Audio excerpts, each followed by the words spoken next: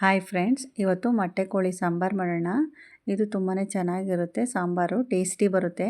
Chicken ಸಾಂಬಾರಿಗೆ ಈ ಮೊಟ್ಟೆ ಕೋಳಿ ತುಂಬಾ ಚೆನ್ನಾಗಿರುತ್ತೆ.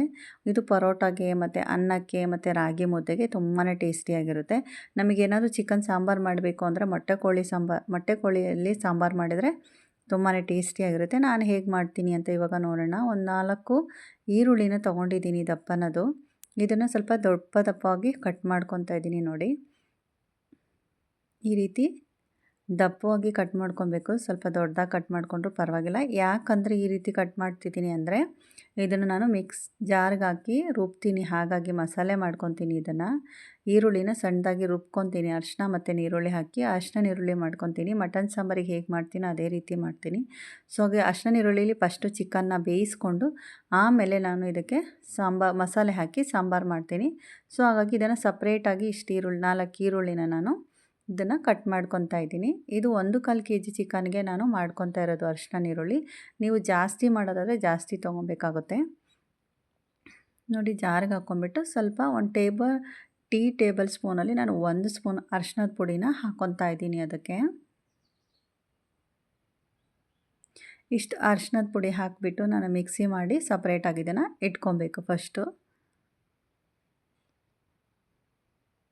ನೋಡಿ, ಮಿಕ್ಸಿ ತುಂಬ ಸಣ್ಣಗೆ ಮಾಡ್ಕೊಬೇಕು. ಇದನ್ನು ಈ ರೀತಿ ಮಾಡಿ ಎತ್ತಿಟ್ಕೊಂಡಾದಮೇಲೆ ಮಸಾಲೆಗೆ ಏನು ಹಾಕೋದು ಅದನ್ನು ರೆಡಿ ಮಾಡ್ಕೊಂಡಿದ್ದೀನಿ ನೋಡಿ. 1 ಕಪ್ಪು ತೆಂಗಿನ ತುರಿ ಮತ್ತು 1 ಸ್ಪೂನಷ್ಟು ಹುರ್ಗಡ್ಲೆ ಹಾಕ್ಕೊಂಡಿದ್ದೀನಿ.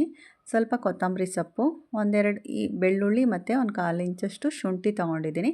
ಒಂದು ಚಿಕ್ಕ ಟೊಮೊಟೊ ತೊಗೊಂಡಿದ್ದೀನಿ ಮತ್ತು ಚಕ್ಕೆ, ಲವಂಗ, ಏಲಕ್ಕಿ. ಇದಕ್ಕೆ ತೆಂಗಿನಕಾಯಿ ಜಾಸ್ತಿ ಹಾಕಬಾರ್ದು. ತುಂಬ ತೆಳ್ಳಗೆ ಬರಬೇಕು ಈ ಸಾಂಬಾರು, ಗಟ್ಟಿ ಮಾಡಬಾರ್ದು ನೋಡಿ.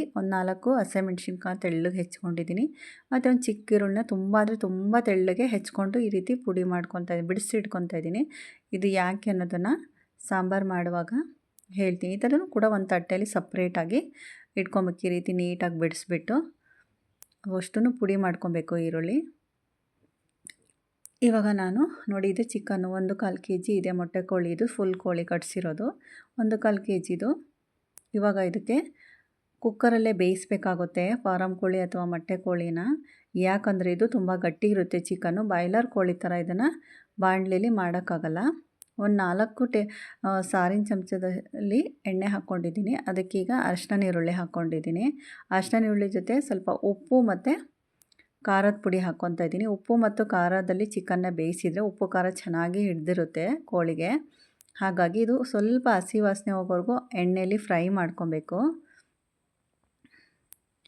ನೀಟಾಗಿ ಫ್ರೈ ಮಾಡ್ಕೊಂಡಾದಮೇಲೆ ನಾವು ತೊಳೆದಿಟ್ಕೊಂಡಿರುವಂಥ ಚಿಕನ್ನ ಹಾಕಬೇಕು.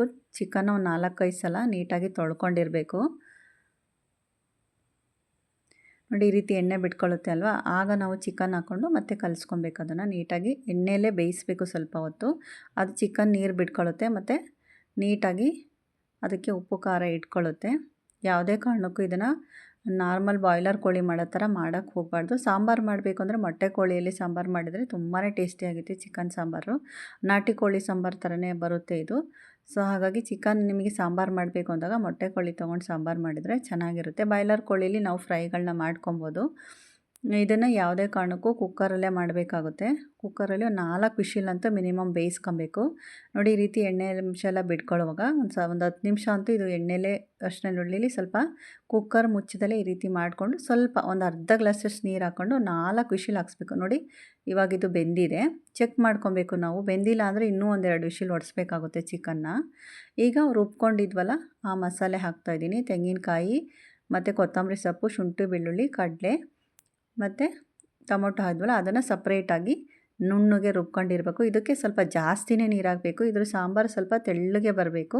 ಹಾಗಾಗಿ ತೆಳ್ಳಗೆ ಹಾಕಿ ಆಮೇಲೆ ಸ್ವಲ್ಪ ಉಪ್ಪು ಮತ್ತು ಖಾರದ ಪುಡಿ ಎಷ್ಟು ಬೇಕೋ ನೋಡ್ಕೊಂಡು ಹಾಕಿ 1 ವಿಷಿಲ್ ಹಾಕ್ಸಿದ್ರೆ ನಮಗೆ ನೋಡಿ ತೆಳ್ಳಗೆ ಹೆಚ್ಕೊಂಡಿದ್ವಲ್ಲ ಆ ಹಸಿಮೆಣ್ಸಿಕಾಯಿ, ಕೊತ್ತಂಬರಿ ಸೊಪ್ಪು ಮತ್ತು ಈರುಳ್ಳಿ ಮೇಲ್ಗಡೆ ಹಾಕಿದರೆ ಅದು ಫ್ಲೇವರ್ ಬಿಟ್ಕೊಂಡು ತುಂಬಾ ಟೇಸ್ಟಿಯಾಗಿ ಬರುತ್ತೆ ನೋಡಿ. 1 ವಿಷಿಲ್ ಹಾಕಿದ ಮೇಲೆ ನಮಗೆ ಮೊಟ್ಟೆ ಕೋಳಿ ಸಾಂಬಾರು ರೆಡಿ ಆಯಿತು. ತುಂಬಾ ಚೆನ್ನಾಗಿರುತ್ತೆ. ಒಂದು ಸಲ ಮಾಡಿ ನೋಡಿ.